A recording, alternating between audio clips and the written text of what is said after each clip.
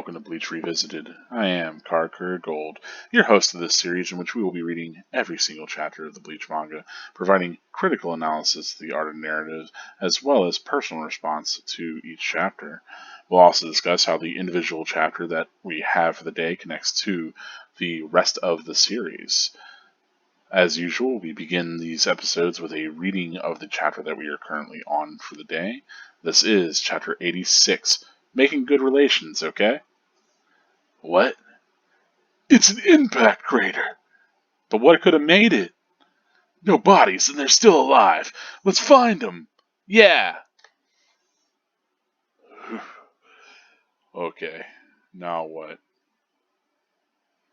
Hey, over here! It's coming! Get ready!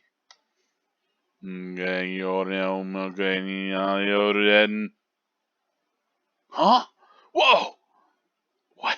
It disappeared? Blast! Let's look for it. Hime. Orihime. Orihime. Oh no! Ichigo! Close quarters combat! Ah! Orihime. Are you alright, Orihime? Huh? Are you?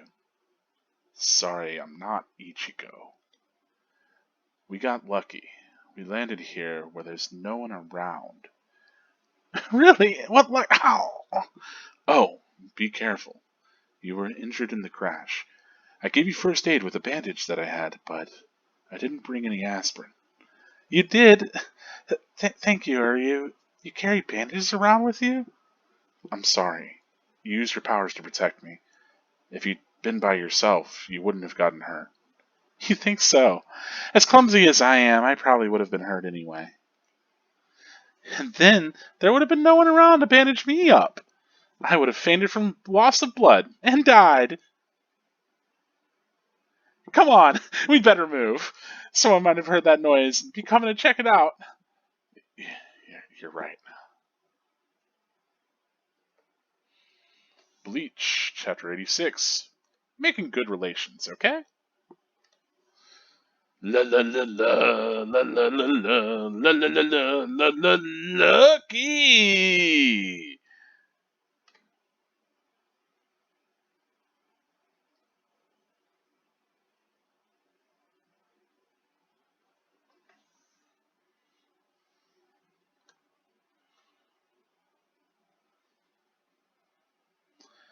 What are you two waiting for? I was dancing the lucky dance to give you time to crawl out of there.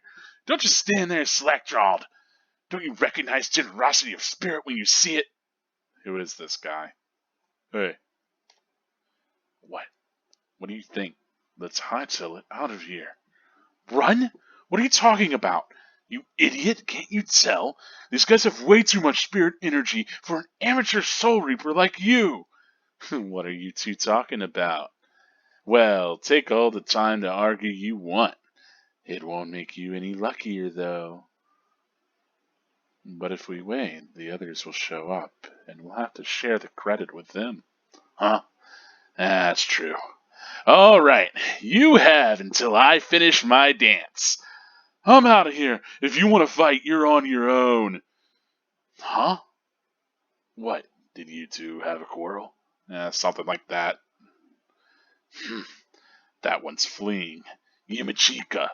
I know. Shoot! I knew it. One of them's chasing me. So, tell me something. Why didn't you run? Your friend ran because he sensed that our powers are far greater than his own, right?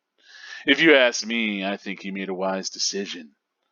If your power is greater than mine, then it'd be pointless to run, because you'd catch me for sure.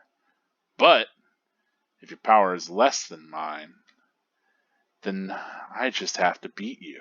That's how I see it. I see. Then you're a fool.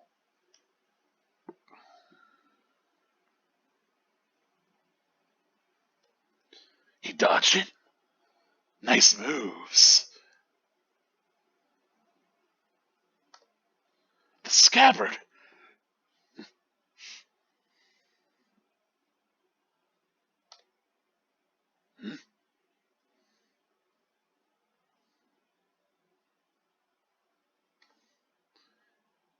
Just in case, I'll ask your name. Ichigo Kurosaki. Ichigo, huh? That's a good name. Is it? Nobody ever told me that before. Yes. Men whose name who begins with E are usually good looking and talented. I'm the third seat assistant adjutant of 11th Company, E. Kaku Madarame. Since our names begin with the same letter, we should be friends. I don't think so. I've created the position of Karakura Red especially for you, Red main character. Oh, okay, I'm in for the piece of Karakura. And that is it for Bleach, Chapter 86. The title of which I think is like "Make Good Friends Okay," something like that. Making Good Relations Okay. Yes, I mean that's how great my memory is. Names are terrible. I'm terrible at names, especially tying names to things. So there are content creators who I think in their here's the thing. They're reading scripts. They've a lot of that stuff's scripted. So whenever somebody is like, "Oh yeah, chapter like 86, making good relations, okay," blah blah blah, we know, like you can't just mention, I'm gonna say like ones that are like significant, right? I remember like Rock and Future 7, like it's hard to forget that, but yeah, by and large, I tend to forget the chapter names, or it's hard for me to associate specific chapter titles with numbers, and then those both associate with what actually happened in the chapter. It's a difficult thing. But let's get into the art of the narrative for this chapter, as well as some of my personal response, because I think it is an interesting chapter. We have a lot of characters running around here. So let's start. And we start with two Shinigami. I think that we are kind of pulled up on these strangers' faces as they're trying to make out what's going on. And obviously, just by the layout of the page, we're drawn to this huge crater that's centered. So it's really, really kind of significantly laid out here, and I think it's pretty cool that we get this big shot of it.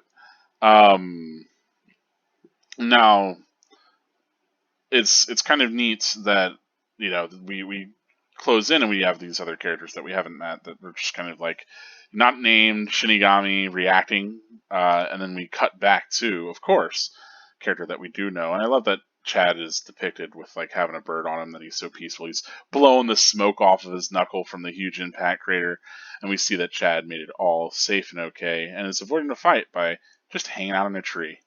So, he's doing it. One of the things that I love with the way that this is drawn is that they use this patterning, which almost certainly was done like by an assistant or with some sort of, like even digitally perhaps. But this kind of latticed hatching, I really love the way that this looks, especially in this shot with Chad. And I mean, it looks just like that you have like a square sort of texture that you throw in, and they just made it smaller to bigger, and you can really see like that it looks like squares, especially like right back here. But these grids, regardless, it does give this like leaf tree texture in a way that's really kind of artistically and visually interesting, and it works really well for this shot a lot. And I love that we actually do have like the leaves and other things foregrounded, especially here where they're all in white. Um, it's really cool, and I like that also that this white, still falls within the paneling for the panel. It's not like they didn't go overboard and actually break the paneling rules. So it's just a really cool composition. We also get a longer between panels break to indicate from here to here that this is a different scene. Though smartly enough, Kubo also uses different, like very distinctive faces for the Shinigami that are here, even if it's hard to tell what this kind of particulate coming at them is, right? But of course, we see that it is Yorichi, and Yorichi saying something in some non-language, and then immediately, instead of hitting them, just disappears. We see Yorichi again on the roof, and so that takes care of two of our characters. So already we kind of establish a pattern in the beginning of this, that we're seeing where our characters landed. And I mean, we know Ichigo and Ganju from the previous chapter where they were at, and so it's cool that we kind of come back to that during this chapter. But I like that we get this kind of setup already pretty efficiently. Neatly enough, of course, we awaken with like a Queen Lean's bells wake up Chrono moment, but Orihime is awakened by Ichigo, or at least she wishes that she was, as we know that she has such fanciful sort of dreams. And we can see that she's bandaged here, which is kind of neat. That Uryu took the time to take care of her arm, which is why she clutches at it. She feels the sting of it. And yeah, she calls. She's like, "Wait, you have bandages?" And he's like, "Yep." Yeah, he's resourceful. You see, and this is already setting up something that we kind of knew already, but that as a Quincy, he uses. He doesn't have some sort of spiritual power to heal these people as much as he can manipulate reishi and all of that. That's more for combating hollows. But instead, he has to use these different tools to manipulate these effects. So he has a tool to create his bow. He uses bandages. He can't just send him K-shoot and reject the event, right? So it is kind of neat. I love that, of course, Orihime does have this moment where she's like, "Oh, I would have probably just bled out and died," but like maybe if she was unconscious. Obviously, if she was conscious, she could always reject the event, right? But yeah, it's it's an interesting sort of take. Nevertheless, it proves that Chad was probably right to throw Orihime over there with Uryu, right? Because it didn't seem like Uryu had a way to protect himself on landing, right? So it's good that Orihime was able to protect them, though she was not able to quite protect herself. So it seems like it was so sudden that she couldn't create the sort of shield that she needed. As we know that she was able to protect the entire group earlier whenever they were escaping the Don guy. I do love this kind of beat where we just have this sort of concerned Uryu who doesn't have anything to say to Orihime's optimism over maybe dying if she was in a different situation. And interestingly enough, we have a Shinigami lurking in the shadows following them, waiting for the moment to strike, right? So we get a little bit of tension there. This chapter covers weird for me. It's just Uryu in a chair floating through like like he's like Professor X or something. I don't know. It doesn't. This one doesn't work for me, fam. Making good relations. I mean, we do have a lot of characters meeting for the first time. A lot of these little interactions. I like that Uryu does get paired with Orihime, just because it gives those characters that have a lot of interaction like some more to do. Uh, Sadly, I would have liked Chad paired with any of these characters because it would have been cool to get a little bit more Chad interaction, as he often takes a back seat whenever the group's together. But nevertheless, seeing Chad solo adventures are always fun. And Kubo kind of wisely paired Ganju and Ichigo because they are so kind of butting heads all the time. We hop back to Ikaku Madarame, whose name we learn in this chapter. Although, again, with the collected volume format, you've already seen his name. And he's doing this little dance on his toes. He flips over, he does his lucky dance, which is comical, and I'm glad that Yumachika entertains this nonsense. But, we get a nice shot of his Zanpakuto, and it's a very reasonable sort of sword. It's not excessive. It's not, over the top. And it speaks towards, even though this character is a bit ridiculous in this moment, I think it speaks towards like a certain efficiency or a certain sort of honest competitiveness to him. We will get some other designs moving forward. That's one of the things that I do like about Ikaku, especially Ikaku's design, is as many of the other Soul Reaper designs that do like have some sort of flair to them. Ikaku's Shinigami design, he doesn't have anything kind of special to his Shihakusho. Obviously, there's not a lot of shaved head or bald characters running around, but like even Yumachika over here has this kind of neck thing going on. Has not just his head area being unique, so he's got some sort of turtlenecky strap thingy going on. Of course, I love that our other characters just stand inside the sand watching him, and that's like the whole joke, right? That he starts to give them a really hard time for not getting out of the sand while he was doing his dance. Of course, I love that any of the intensity of this big like, oh, we're here to kill you kind of moment gets completely undercut by all this comedy, which is really nice. It relieves a certain amount of tension that we might have had, especially going into this chapter, especially that we're building with like, oh man, someone's stalking. There's a Shinigami that's stalking both Uryu and Orihime. It's like, oh well, let's get back to Ichigo. It's like we know that they're about to be in this battle with these Shinigami, but then we get this kind of jokey moment to relieve a little bit of that before things get serious again. Of course, Ganju's all ready to stick with the plan of encountering a stronger opponent and running away, but we quickly learn Ichigo's ethos on that, right? Of course, we get more from Ikaku. Ikaku seems really fixated on this luck thing, right? That they can argue, but it won't make them luckier, right? I kind of like that becomes sort of a motif for him. We finally get a line of dialogue from Yumachika over here, Yuma Cheeks, and he seems like he doesn't want to have to share the credit with others, which maybe fits his fanciful sort of looks, that he likes having that sort of glory if he can, right? And I love that Ikaku then begins another dance. So you get the sense that this is a kind of fun-loving guy.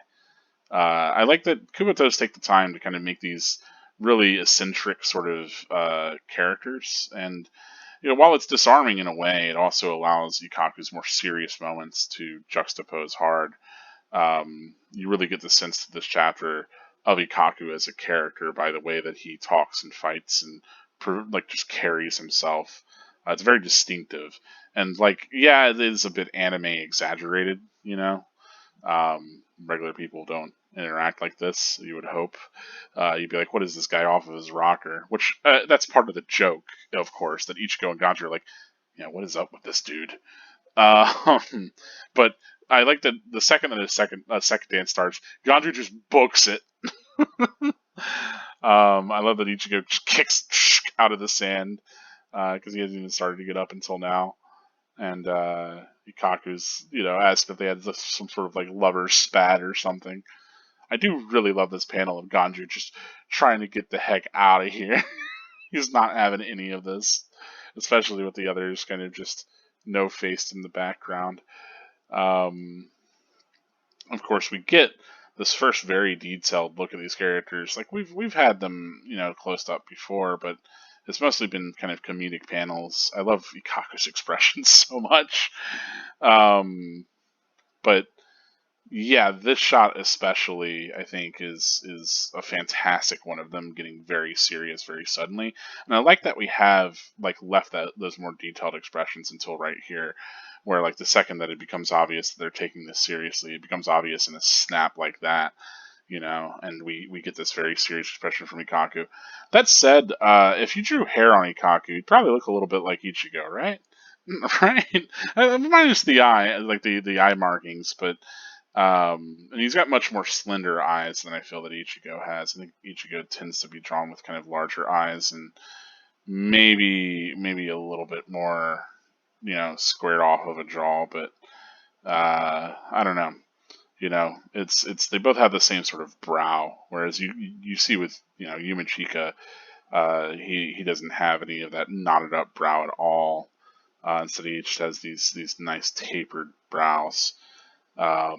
And this, whatever this thing is, these his wings essentially, big feathery. I always interpret them kind of peacock-like or feather-like, like a certain amount of ostentatiousness from this character. But yeah, of course, there's two of them. There's two of our friends. They're going to get to pair off, and so this leaves Ichigo alone to fight Yumachika. And I think it's a very smart, thing that Kubo gets these characters in the fight immediately, right? Of course, we get to have this really fun back and forth. I really do like this exchange that they have, right? Where Ikaku's like, well, yeah, he did the smart thing. He saw that we were stronger. He tried to run away. That's pretty smart. And Ichigo expresses this, well, yeah, if you're stronger, you just kill me anyway, so I might as well fight you. And we get this very serious Ichigo Again, I talked about how Kubo is going to start to use some of these darker, like just full black shadows, and we get a little taste of that here, especially lots of detail here on the neck. Really, a lot of this black helps to merge with the black of the Shihakusho, and this is what I was talking about whenever I talk about like good character design or striking character design or evocative character design, whatever you want to say. Um, the way in which the characters are garbed in black allows you to do these sorts of dark shadows over their character to really make their faces and expressions pop, right?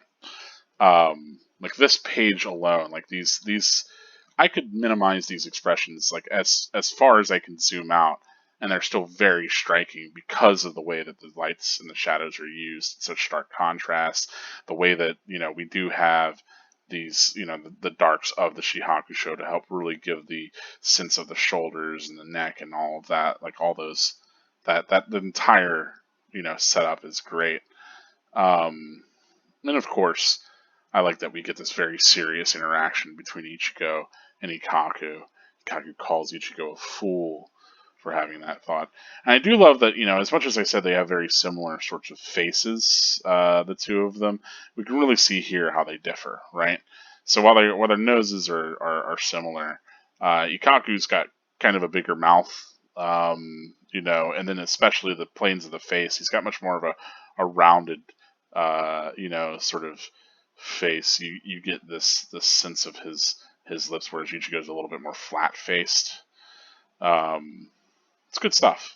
It's good again. Planes of the face, very important artistic skill you can learn if you care about shading, if you care about drawing human figures. Really, one of the big things to learn are your kind of facial planes. Things like how to depict eyes and anatomy and how that all lines to. I also really like the way that like this spike with like the distinction of Ichigo having kind of his hair not just being one white mass, but having a little bit of distinction inside of it. It's pretty cool.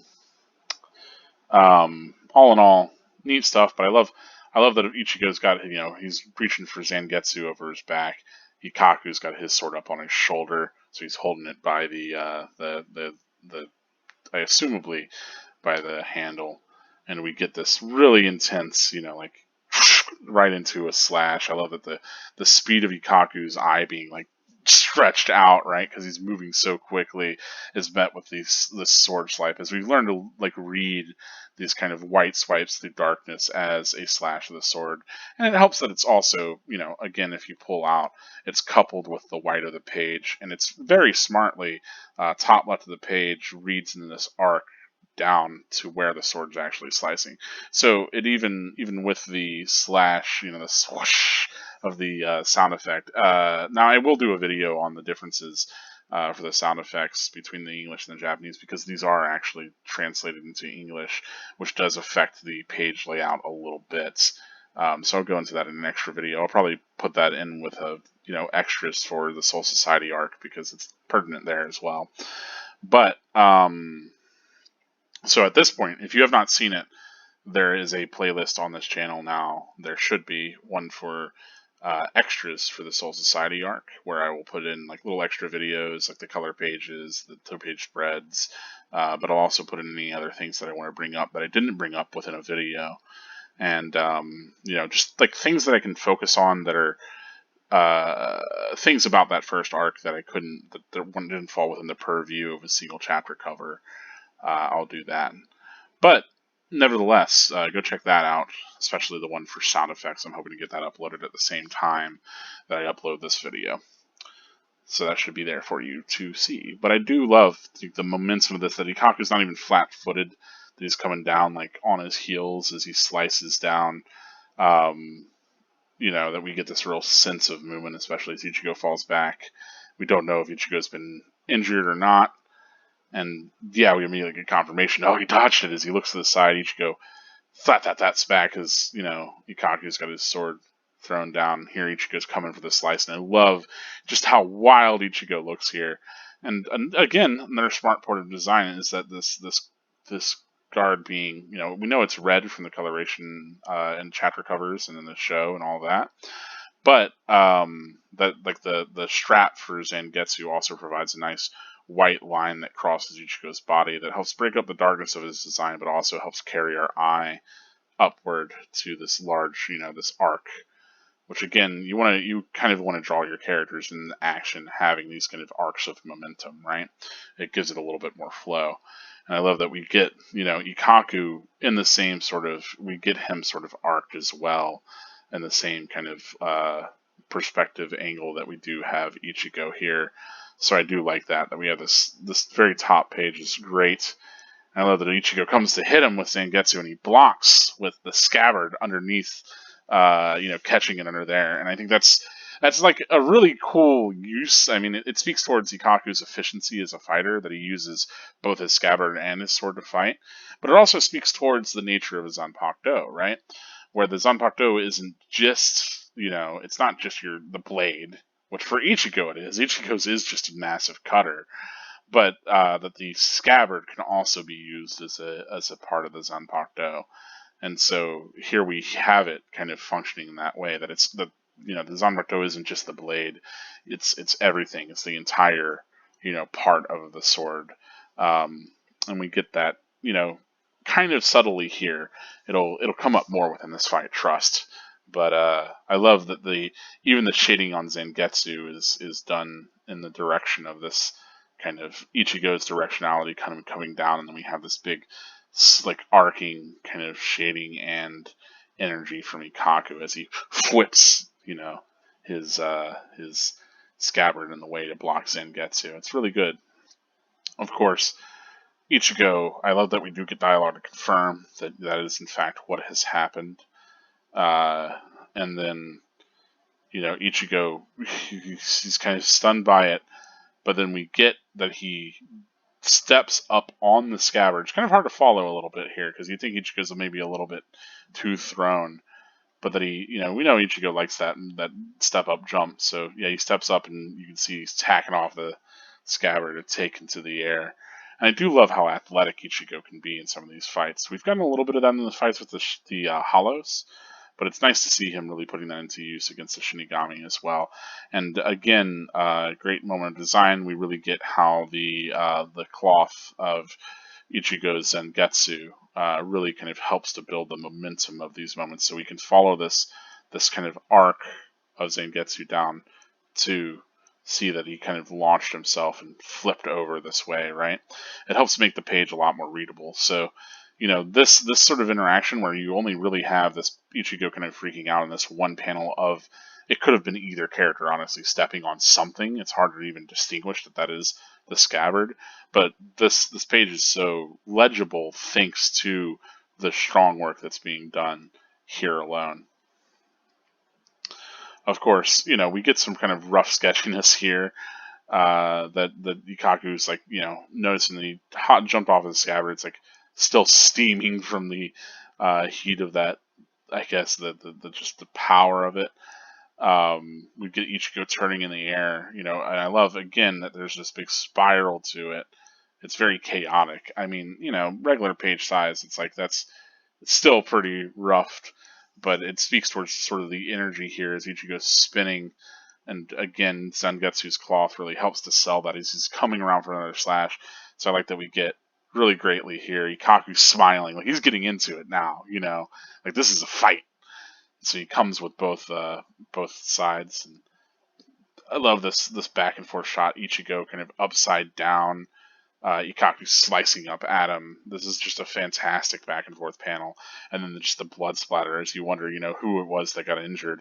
And then we get the back and forth panels, not even getting to see them as blood drips down from both of them, right?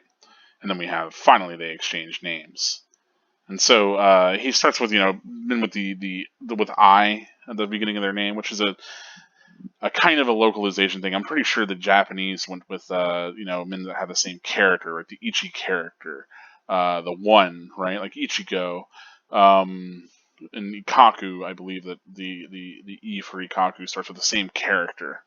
At least I think that's how it goes. But that's a little bit harder to translate into English. It isn't 1-to-1, so they just went with I. I went with the pronunciation of E because that is how you would pronounce the I in Japanese. It's E, like Ichigo. Ikaku, Renji. It's going to be consistent. Ni, San, all of that, right? So, of course, Ikaku says that because he likes to think of himself as good-looking and talented. And I love that we have both of them with these injuries, these cuts on their scalp, and I like that it's on opposite sides as they both went for the same thing. So it really speaks towards there being kind of a sense of almost equal footing between these characters, right? That Ichigo and Ikaku are both in step with one another. Of course, the really cool thing about this, if you're an eagle-eyed viewer, you may know that, of course, Ichigo is a chief Shikai, right? And that he is kind of permanently in the Shikai state. If he were to come out of it, which I don't even think that he can, right? That he's just has so much excessive spiritual energy, or the nature of Zangetsu is that it's always sort of in Shikai, right? If he were to return to whatever his base sword was, it was just that hilt. Do you remember that it was that useless kind of blade? And so, for all intents and purposes, Ichigo is essentially in Shikai permanently. Now we know Ikaku isn't. So, for them to be on equal terms, it seems like, oh, this is going pretty well, reasonably well for Ichigo. He's not in 2v1. He's in this 1v1 with someone that he's, fighting as an equal here, it seems. Both of them kind of smiles on their face, really kind of enjoying this fight. I love that Ikaku proposes, "Hey, we should be friends," and we do learn that Ikaku is the third seat in the 11th Company. So, as we know, Kenpachi Zaraki is the captain of the 11th Company, and he is coming to try to find Ichigo. We know Yachiru is the vice captain of that company, and so the third seat, which would be right under her, is Ikaku Madarame, this fellow right here. So already we're kind of rounding out the rosters for these different squads, these different companies, these different divisions of Soul Society. But we also get to learn that, of course, Ikaku would call Zaraki Kenpachi his captain. So it expresses, it does a good job of affirming what we already know about the world, about this 11th Company that seems to take in these sort of battle hungry kind of strange individuals, right? Yeah, so, if you think, of course, Soul Society is a militaristic society. It exists, first and foremost to do battle with Hollows, to kill Hollows. And so these divisions do that. And so it makes sense that, of course, one of them would rise up as the division of the people that are most excited to do battle, especially with Hollows. And so it makes sense that the 11th would be that. Now, keep in mind, Renji was, I believe, a member of the 11th for a short amount of time before joining up with the 6th. But yeah, it's kind of interesting. We're learning a little bit more about the world, and in such such an easy way, right? Of just being like, oh, this character is a part of this division. So now we kind of can glean a little bit more about the people that division attracts, and about the people that Soul Society and the Seirete and the Shinigami attract, and the sort of personalities that come up in this world, right? Whenever you are the most powerful guy in the room, no one's going to tell you that your lucky dance is stupid and goofy and that you shouldn't do it, right? So, kind of interesting. And then it makes sense then, if Yumachika is also 11th Company, we can tell that he must be lower ranked than Ikaku, right? Which makes sense than if perhaps he's subordinate, and that's why Ikaku took more of a leading role in this encounter. So there's a lot of stuff like that it's just efficiently done without having to make it expressly, told to you, but shown to you and expressed through naturalistic dialogue and from context, that you're able to understand all these things about the series without it being a stretch. All these things that are canonical, all these things that are actually a part of the world. Hashtag Bleach has bad world building, I guess. Anyway, of course, Ichigo says that they shouldn't be friends, and I do love this back and forth. I love the posing here, both of them with their Zanpakuto on display, front and center. I really love the way that Ikaku fights with the backhanded scabbard for like blocking and perhaps even strikes, as well as the sword out front. It's cool. Neat use of his Zanpakuto, and speaks towards a little bit of a variety in the way that these characters will fight, even if they're just doing sword fights. of course, we get the continuation of this little omake, where we learn, of course, that even though Karin was not that very interested, uh, you know, because she's going to be the main character, because she's going to be the Karakura Red, then she's much more interested now, right? And I kind of like that being explored. A little bit of her character gets meshed out here, and of course, it speaks towards Don Kanoji maybe being a little smarter than he lets on, right? A little more sly. So he knows how to involve people and get them inspired and a part of things, which is probably why he's a television personality, right? So, as far as my take on the chapter, you can probably tell that I do enjoy it. I like the pacing of it a lot. I think it's kind of expertly paced. It has, although it is only what, one, two, three, four pages basically. The combat, I feel like, is very well choreographed, very meaty, very very strong display from both of the characters here. But then also we also have like just a lot of nice dialogue, a lot of nice interaction. We have establishment of what we can expect moving forward. So we have this Ganju and Yumachika encounter kind of happening off screen now as these two immediately split up. We know, of course, Ikaku and Ichigo are going to be embroiled in their battle. And, of course, we know from the volume that Ikaku and Ganju are both going to be important. Ganju having been the cover character for the volume, and Ikaku having been mentioned in the All-Stars and Stories. But even reading weekly, you'd be able to tell, hey, these sort of characters and these interactions are going to be significant. But I do like the stuff that we get for each of the characters earlier as well. And that wonderful shot of Chad, of course, just being lovely, hanging out in a tree in the Soul Society.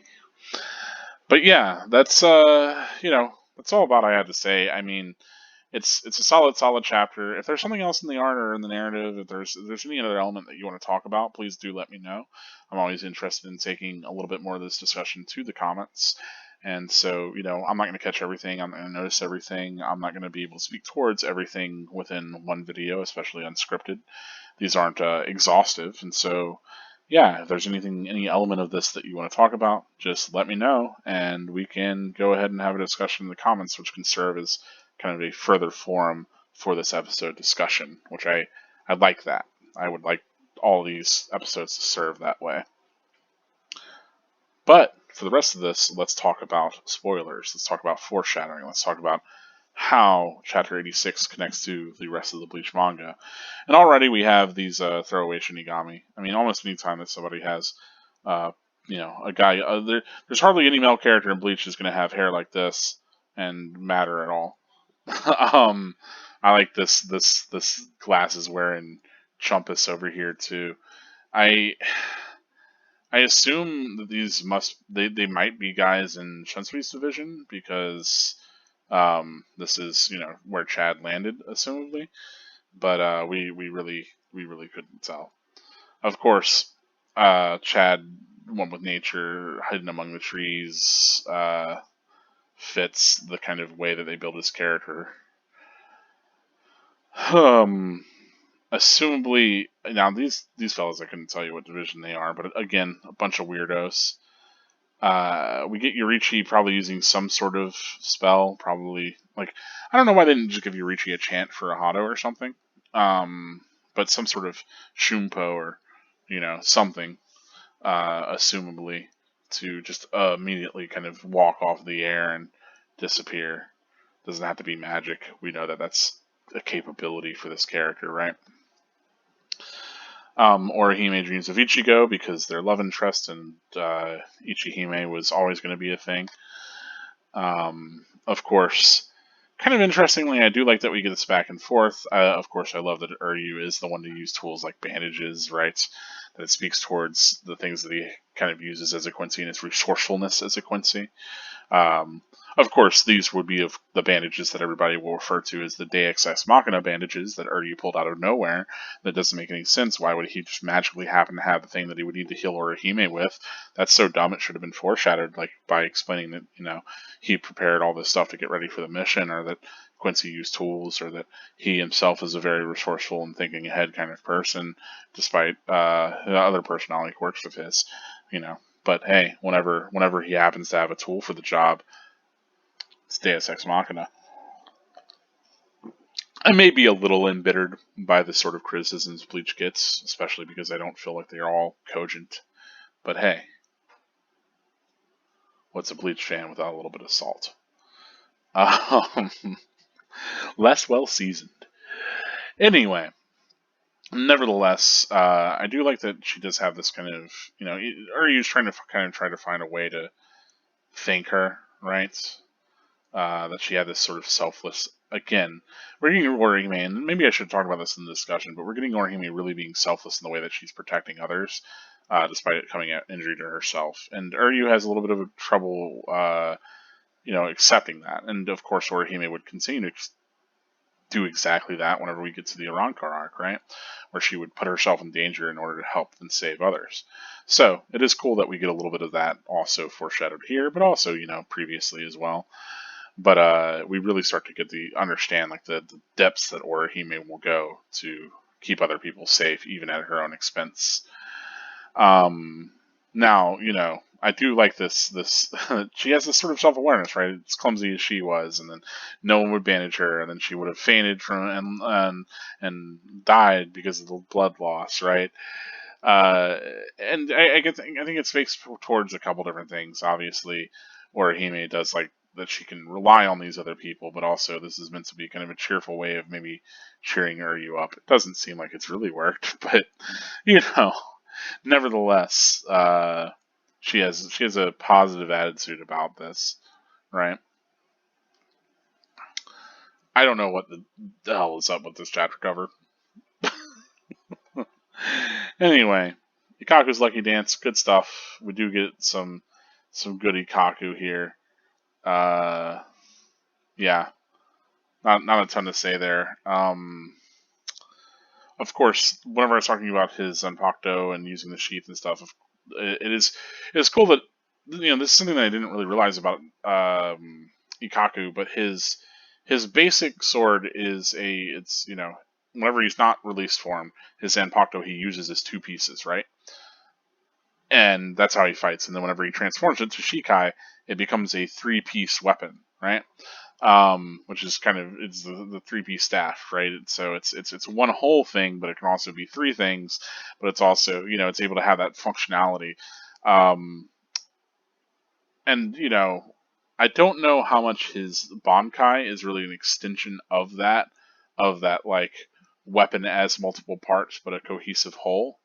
Maybe it is still like it adds that extra blade, so we do get like sort of that same sort of weapon as multiple parts thing. It just isn't building the parts anymore. It's just kind of making them very excessive. But nevertheless, kind of interesting stuff. I hadn't really thought about Ikaku's Zanpakuto in that way, which oof, the hell if I could remember the name of it, or even what his release command is. That's not coming to me at all right now. I forgot Momo's. I had to look up Momo's the other day. It was Tobi Ume, but I do not remember Ikaku's off the top of my head. Oh well. We'll find out in a few chapters. Nevertheless, this kind of this back and forth between Ichigo and Ganju really does speak towards the differences in their character, and as we know, Ichigo is much more the actual confrontational person, whereas Ganju is more willing to concede whenever he's put under pressure, which is why Ichigo gets to continue to be the main character, and Ganju gets to be relegated to never showing up again in any sort of significant way, as he fails to catch on as a character. Who knew? As it turns out, whenever you make your character intentionally kind of lame, like a lame mirror of your protagonist, people don't really like him. Oh well. I do love this. This squatty Kaku is something that I wish that I had with no text bubble, just as a reaction. Maybe I'll actually just make a reaction out of that after this reading's done with, because I do love this sort of just like, what are you two talking about? you know. I like that we get this little shine on his forehead too. That's something I didn't notice in the review, but I love here. And then we just get a very strong sense of Ikaku. Of course, this like party it up, but get serious and do a battle. We know that that sort of mentality is pretty rampant in the 11th. I gotta really think about what Renji would have been like as like a fellow member of the 11th. Maybe that's whenever he started getting tattoos, because he saw characters like Ikaku and and Yumachika, and he's like, man, I gotta put some stupid shit on my face too. Like, right? I don't remember if he had the tattoos whenever he was in, because I'm trying to think of it. Whenever they did the little flashbacks where he's in the 5th division, I don't think he has the tattoos yet, right? Maybe I'm wrong. You can correct me on that in the comments. Just make sure to tag your comment as a spoiler. Let people know you're discussing spoilers before it gets into it. But nevertheless, it is. I do like Ikaku, and I do think that Ikaku really helps to paint the 11th division as not being solely sociopaths. But yeah, of course, we move forward. We do get this line from Ichigo that I think speaks towards, of course, the whole ethos of this character as far as battles go, where he's like, "Oh, I just gotta fight the person that's in front of me," which that's what you're gonna want for a battle manga. But I mean, moving forward, that's how Ichigo clashes his way through the entirety of the Soul Society. But my pet headcanon and part of what I figure to be kind of a truth of the series is that mentality, coupled with Ichigo's capabilities. As we know, he is like this soul god candidate, and like he could replace the Reo. He is the ultimate amalgamation of all these different races, right? He does have Shinigami Quincy and Fullbring. Well, he hasn't trained his Fullbring powers yet, but he does have Shinigami Quincy and Hollow powers at this point in the series, and so his potential is ridiculously high. But his willpower is also very high. And so, if we're thinking about how the Hogekyo, the breakdown spear, really works, right? It's going to respond to that. It's going to manifest those desires. It's going to give Ichigo the power to overcome in these fights, right? So, if we do read this as maybe the Hogekyo manipulating these events, perhaps that Ichigo's willpower is able to manifest in these ways. I certainly read earlier Bleach as that, because as we know, the Hogekyo is supposed to be stored within Rukia. I know there's people that insist that only the awakened Hogekyo can do that sort of thing, though we know that the unawakened one is able to kind of break down the barrier between Shinigami and Hollow, and so I figure the awakened one simply is just one that is able to manifest its own will more often. But we'll talk more about the Higekio whenever we get to those later chapters with Aizen, whenever that's really on page. But just the way that I see it is that, and I say that because that's what Ichigo's saying, but the way that I see it is that Ichigo's intensity and drive and capability are all good enough to get him pretty far on their own. But a lot of people like to complain in Bleach about the Soul Society arc, like, how is Ichigo, a guy that got bodied by like Renji and Byakuya, how is Ichigo, a guy that's having trouble beating Ikaku, able to fight Kenpachi to a standstill, are able to, defeat Byakuya, are able to master his Bankai? Again, the answer is he doesn't master his fucking Bankai. It's just, you know, he gets it. Byakuya is going to win that fight by all means until Ichigo starts hollowing out, right? So, there's a lot of people will bring that up like as justification for like poor power scaling or inconsistent battle strength or whatever you want to say. Like, oh, this character could beat this character, but that character we know is way stronger, so it's inconsistent. And that's always, I feel like that's a head ass way of reading it, but also the Higekyo kind of helps to hand wave a ton of that too, because it's like, of course Ichigo's going to be able to scale up really fast. He has literally a literal plot device on his side. Deal with it. You know, I'm surprisingly fine with it being, that the gecko is this MacGuffin to make those sorts of things work. Because I don't know, it works for me. I think because it's so integral to the plot of Bleach, because it's such a significant kind of item within the world, that it works for me. Whereas I think people are maybe a little more justified in not liking how the Soul Silver arrow works at the very end, because that does feel like okay, if this is going to be such a significant thing, the thing to kill Yuhabak with, the thing that can defeat a god, then why wasn't this present much earlier? Why hasn't this been like something that's been discussed, et cetera, et cetera? And I can understand those complaints a bit more, but stuff with Higekio, and especially stuff with these characters having the sort of power scaling that they do, and Ichigo becoming so much more powerful within such a limited amount of time, um, I'm all for, actually. Especially with Yurahara's crazy ass busting out the tension tie, and then later they get the Dangai training. Like, there's so much like Ichigo taking these shortcuts to power, and we really do see the negative side effects of that as we get further and further. I mean, literally, the Royal Guard has to admonish him for never forging a proper connection to his Zanpakuto, right? We literally have like scenes where Ichigo is unable to defeat enemies just with the power of his Bankai, so he has to rely on the next thing, on the next thing, on the next thing. It's never quite enough because he never has really time to integrate those skills and techniques and powers. He just has to get the next thing and do what he can with it. Um, which some people will complain about that too, right? That Ichigo just gets all the powers, and it's like no. I mean, part of it is yes that he integrates these powers from these groups that would oppress him, right? That he's able to kind of hold a little bit of that power himself and use it against those who wield the same sort of power.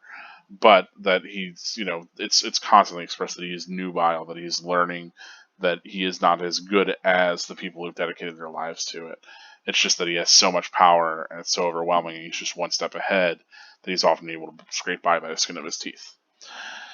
So, this ethos from Ichigo makes a lot of sense. Of course, Ikaku, being like the tacit sort of, trained warrior that he is, Ikaku takes things from a much more tactical sort of standpoint. He doesn't believe in magical power-ups because that's not been a part of his world, right? Um, of course. Again, another kind of heads up towards speed being a significant part of Ichigo's power set. I will still remember how people were very thrown for the fact that Tensei Zangetsu's whole deal was that it was supposed to be fast, right? Compact and fast. But they're like, why does that make sense for Ichigo's powers? And, as you read the Soul Society arc, and even the arcs beforehand, Ichigo's speed and his alacrity, alacrity, I think is the right pronunciation. But just how quickly and how much finesse he can maneuver and athletically kind of dip in and make these strikes despite having this massive blade, probably speaks towards that being an aspect of his character. Now he's not like Shunpo level or anything, but yeah, he's a faster sort of character, which I do appreciate that that's here and present throughout almost all of his battles that it gets brought up. And I think it's probably people tend to overlook it because like he's fast, hiya, like that kind of nonsense is in a lot of anime battles, and you kind of learn to kind of gloss that less as okay, that character's ability is speed, because if it doesn't get expressly stated in other manga, then it's not that significant, right?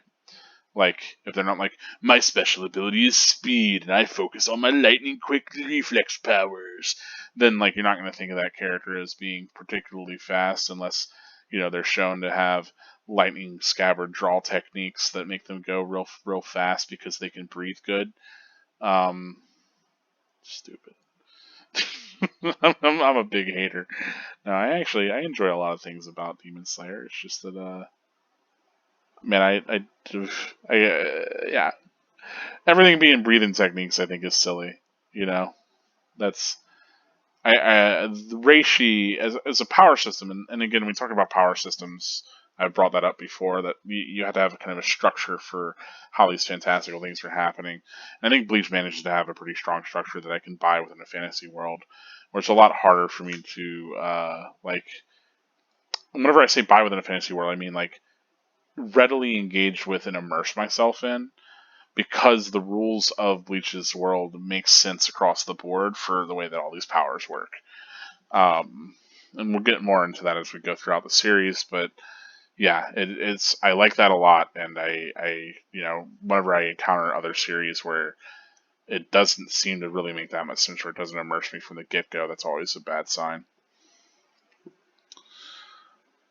Of course, we do get these head wounds, and I do like that. The mention, this is kind of neat. So early in this chapter, each Uryu has bandages, right, to help patch up Orihime, and now we both find these characters that need to be patched up.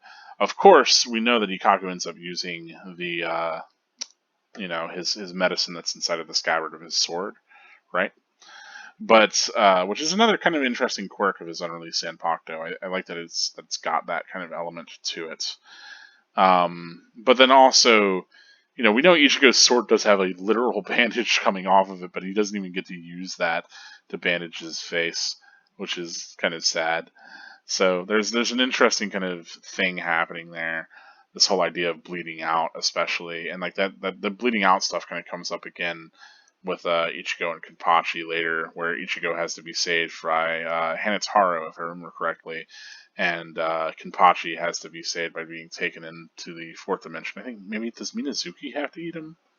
I don't remember. I don't think so. But nevertheless, they both have to be like healed in different ways, and like bleeding out becomes a significant sort of thing further on. So even though Orihime jokes about it and the bandages thing comes up this early, that almost feels like a little bit of a nod, like a little bit of a wink to how significant bleeding would be moving forward, especially on the Ichigo's battles, which is kind of interesting. We don't have that in later arcs as much. That like this kind of focus on the physicality of battle, or like the loss of blood, things like that. Like I think about Kenpachi fighting Noitora, and like those characters just goring each other and spilling buckets of blood everywhere, and still just keeping at it with all their vigor, right? And so, maybe it speaks to how superhuman and unnatural those characters are, because again, it's just your spiritual body. It's just a representation of how wounded your spiritual body is, but it's also a physical thing. Yeah, it's weird to think about. Anyway, nevertheless, kind of interesting. Small, maybe like a level 3, level 2 or 3 sort of nod there to some foreshadowing. But that's about it. That's it for this chapter. That's all I've got, folks. So thank you so much for watching. Please do give the video a like if you did make it this far. Congratulations to both myself as well as you. As always, if you do want to support the channel, please do share this with your friends. Please do subscribe. That does help a lot. Let me know how I'm doing. Anything that you would improve. I do what I can for a daily kind of release with the limited sort of rig that I have and my income and everything. But speaking of all of that, if you do want to support it a different way, another thing that you could do is always support on Patreon. And right now, all of my current patrons as of making this video are displayed on screen, and I want to thank all you fellows because, it's been nice. Thank you so much. That support does mean a lot to me. But yeah, you can go over, follow the Patreon link, go over to the Patreon, Karker Gold, and become a member of the Patreon today. I would appreciate that. Otherwise, that has been it for this chapter. So, as always, I'm going to remind you that this has been Karker Gold, and spirits are forever with you. Stay gold.